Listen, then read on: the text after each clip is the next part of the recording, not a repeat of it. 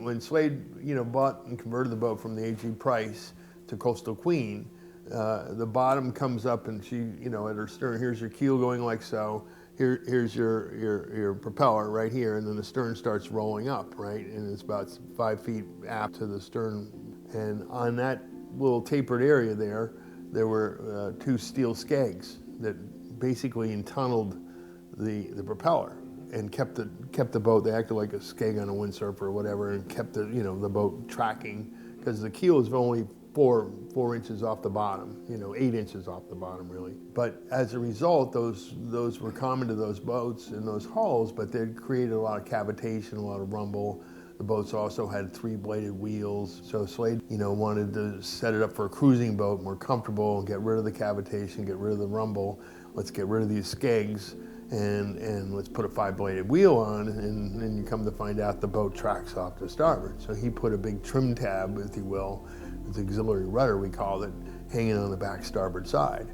And it's about the half size of a barn door, and you go along through the water and you look down, it's like, man, this thing's gonna, it's like dragging a sea anchor around here. It can't be really helping our speed much. But we took it off one year in Reedville, and with the boat on the cradle, and I told Jennings, I said, leave the cradle blocked.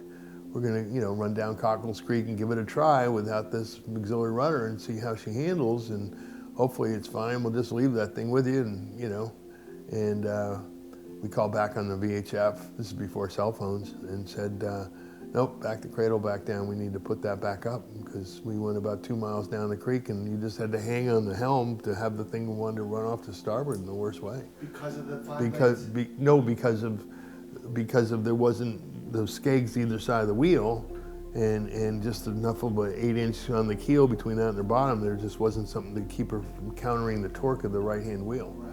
And if you had a left-hand wheel, it would be countering the left, depending on which way your engine was turning. So it would have done it with the 3-blade as well? Yeah, it would have done with 3-blade, 5-blade, and that was just the smoothness, not necessarily the track of it,